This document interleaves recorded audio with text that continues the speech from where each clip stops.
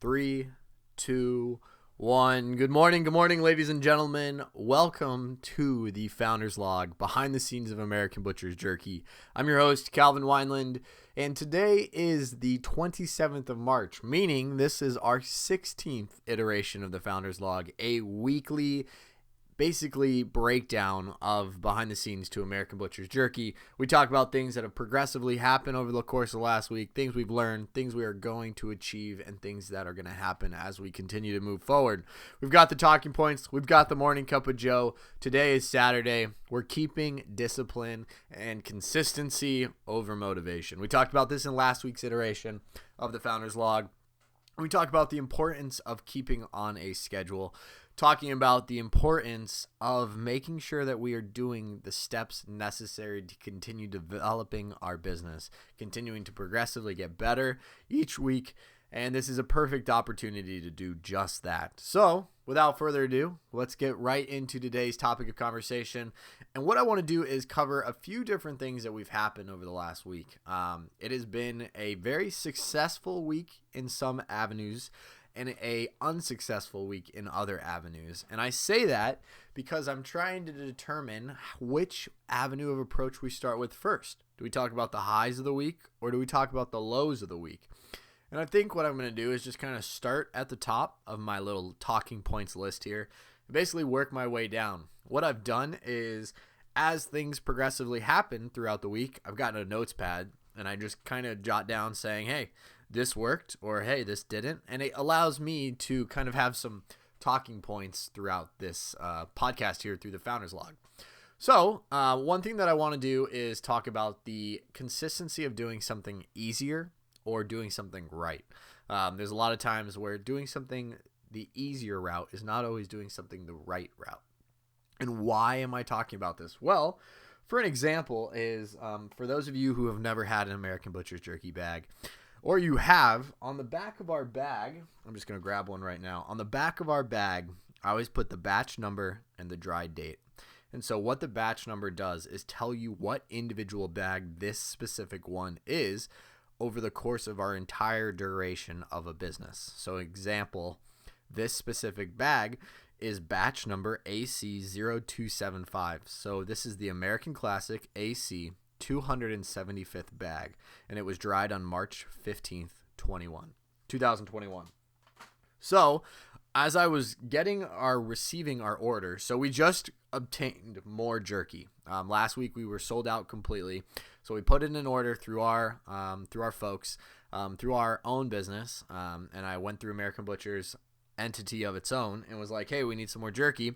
So they sent me sweet and spicy, they sent me teriyaki and classic. We're still waiting on the jalapeno and the sweet and spicy, but we've got 40 bags of classics small batch right here ready to go, and we have 30 bags of teriyaki right here ready to go.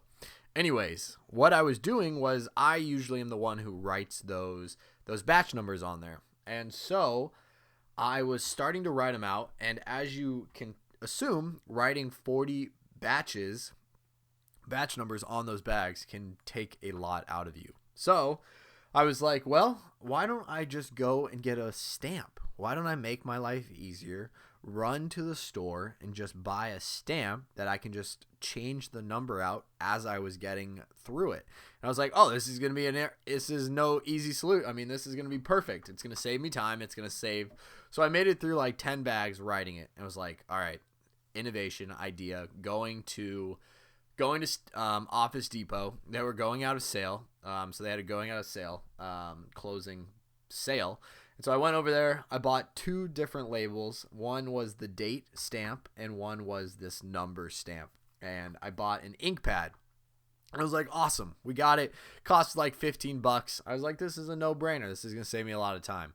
Well, taking the easy route isn't always going to take the right route. And what I ended up doing was I got home, unpackaged all these supplies, probably took about 30 minutes, and I was testing it out on the bag, and it was looking so sloppy because the ink is wet, and as you push on these bags, it slides, and it is just not effective. So moral of the story was I found out that doing something the easier route is not always doing something in the right route. One, it cost me $15. Not a lot in the grand scheme of things, but as you're a small business, you're watching your numbers, making sure that you're keeping your budget within accurate areas. And two, I found out that what I could have just saved the 30 minutes and started writing the labels down, or not buying the bags and instead making the bags hand done. We could have saved 30 minutes and all that time. So I ended up having to not throw away, but set the stamps on side and hand write all the bags. And it was just kind of would have saved me a lot more time. And in the end, that is what I'm trying to say, is something that you think is easier is not always going to be right. And I just learned that firsthand experience. It was definitely something to learn, but like I said, we're developing constantly. So was it a good idea? Yes. Was it the best idea? Probably not, just because there's still little tweaks and things that need to happen. But jerky arrived, so we're still waiting on 2 bags, and that's going to kind of lead us into another conversation here that I want to talk about, is the delay in orders that we've experienced just because we were completely sold out during our event. And I'm hoping people understand that.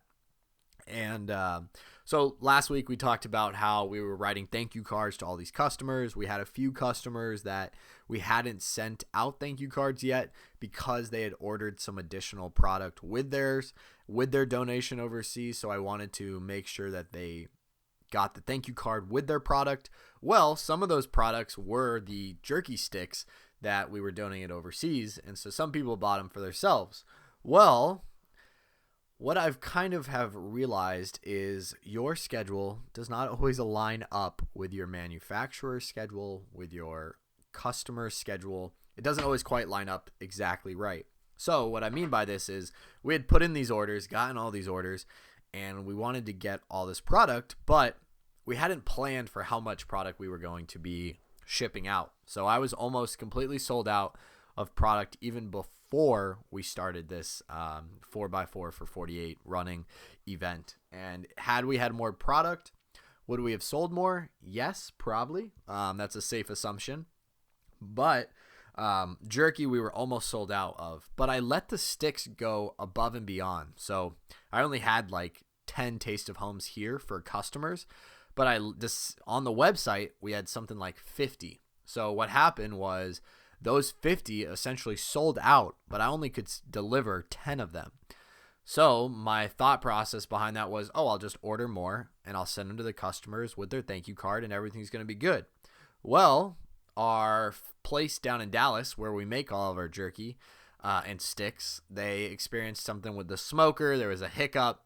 So we're on week 2 now that these customers have not been able to receive their sticks. And it's not on American Butchers, the rest of our company. It has to do with a lot of, 1, my planning. 2, we've tried to order some labels that won't get here for another 3 weeks. So there's just been a few little hiccups, but we managed to get the jerky, which is awesome. It's incredible. It just really comes down to, I want to be able to do the best that we can for our customers. And if I tell them we have product, I want to be able to deliver that product as soon as possible. And I'm sure they understand that this was a pretty interesting situation that we ran with. And when I send their thank you cards and when I send them their packages, I'm going to kind of include that and say, hey, I just want to take the time to apologize and say sorry for the 2-week delay. But a lot of this is farm fresh. It's handcrafted. It's not a big manufacturer. We're a small company. So there's a little bit of a give and take on that.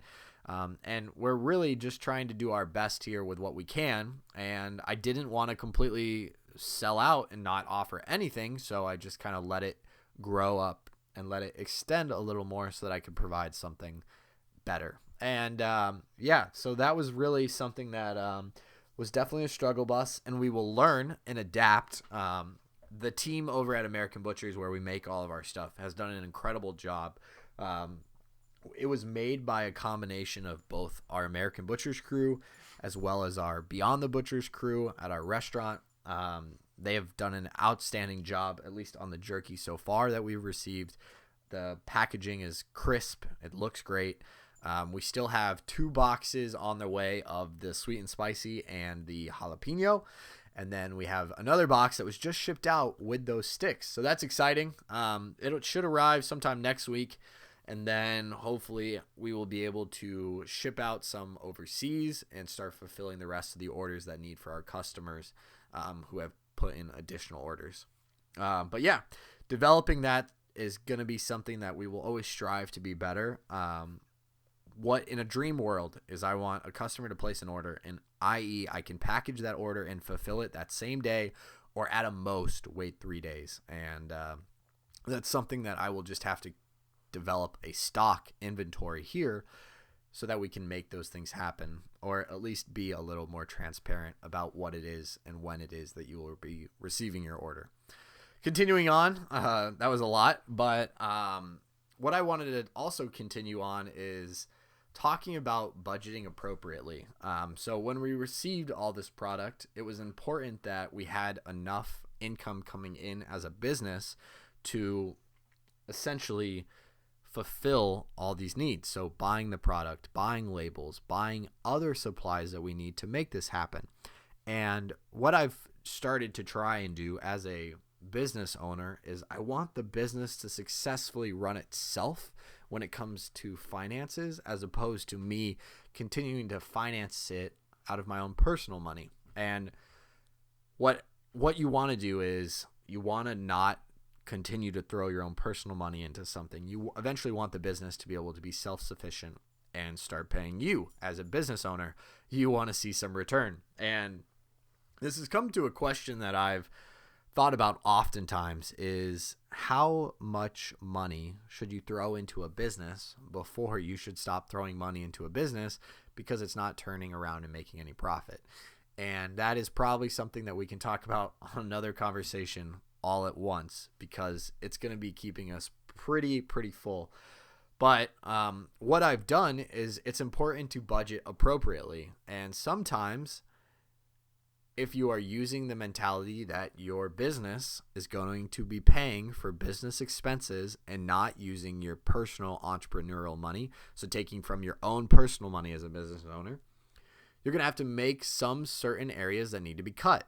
For example, maybe you can't order 500 labels at one sitting. Maybe you can only do 200 labels. And then once those 200 labels are packaged, ready to go, you can start expanding your reach, and maybe I can only order 30 bags from our folks right now. Maybe I can only order 30 bags from American Butchers.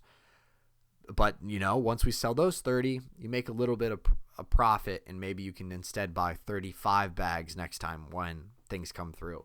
And it's the importance of budgeting appropriately, making sure that you have enough money to allocate for those expenses, because the worst thing you want to do is all of a sudden see that there's a big ball and something drops, and now you've got to make up money somewhere to pay for that expenses, i.e. your printer breaks, and now you got to go drop $300 on a new printer to print out labels.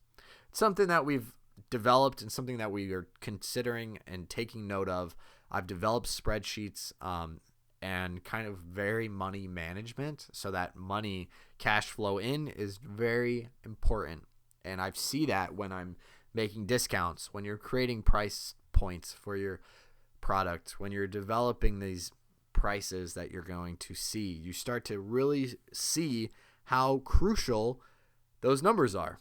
And something that we've been able to do off of this last event, the 4x48, is essentially develop some t-shirts. Last week we talked about t-shirts for those who donated a high amount of product. We wanted to say thank you with a thank you card, some stickers, and then also I wanted to give those customers a t-shirt because they went above and out of their way to make our mission possible.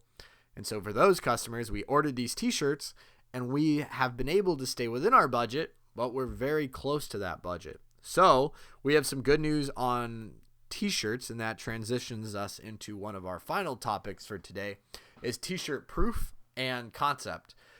Right now, in the beginning of this week, we finalized a design for the t-shirts, which is awesome. We finalized price points, and we finalized quantity, so how many t-shirts we need to have in each specific size. So we ordered some smalls, a few mediums, a lot of larges, a few extra larges, and then we even went above and beyond and did 2XL.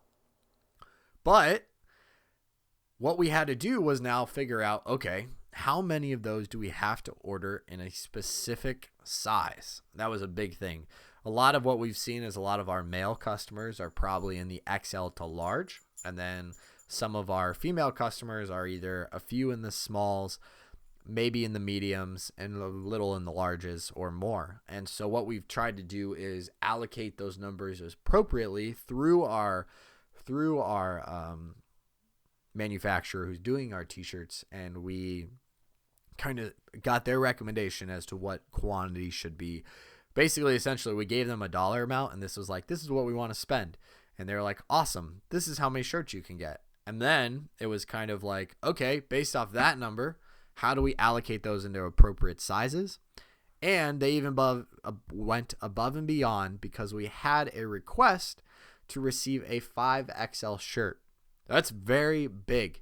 That's a very big t-shirt. And so when we went to the manufacturer, they said, hey, we don't have a 5XL because it's not a very usual size. So what I went ahead and did is I had a t-shirt on Amazon, ordered a 5XL. It's going to get shipped to us in Dallas, Texas. We're going to drop it off at the manufacturer. They said they're going to print on it. Wham, bam. Thank you, Uncle Sam. Things are going well. T-shirts will be coming very soon, and that just allows us to expand. I mean, to see us now getting into t-shirts and continuing to develop as a business is awesome because we're progressing in the forward direction that we want. Wow. Talk about everything that's happened in the last week, and we haven't even talked about what next week wants to hold or what we are going to do as we continue to move forward. Yes. Next week, futures, jerky should all be arriving. We should be packaging up the sticks to go overseas, and we'll talk about that a little more. What we will also be trying to accomplish is hopefully t-shirts should arrive or start manufacture by the end of next week. What else I want to try and achieve is, I completely forgot. We are trying to obtain homes for all 350 bags of jerky that was raised. So we're trying to find military service members stationed around the world who are currently deployed, and we want to send them beef jerky. So what we did was on our website, you can now share a hero. You can send a taste of home to a specific individual, and go right on our website. You can find an opportunity or a place for them to input their name, address, etc. And what that'll do is it'll send to us, and then we'll go ahead and ship directly to them. So what I've wanted to do is this next week will probably be a lot of finding homes for those said 350 bags, as well as finalizing a lot of these other things that we have been moving forward with. So jerky, t-shirts, labels, all will be coming up in the next week. It's going to be a busy week next week, but we're going to utilize the importance of social media to obtain homes for those 350 bags. We're going to start spreading word of mouth, asking family and friends. It's going to be a pretty incredible week, just with trying to see how everything turns out. But I've talked enough. You guys have done a great job listening, and I appreciate it.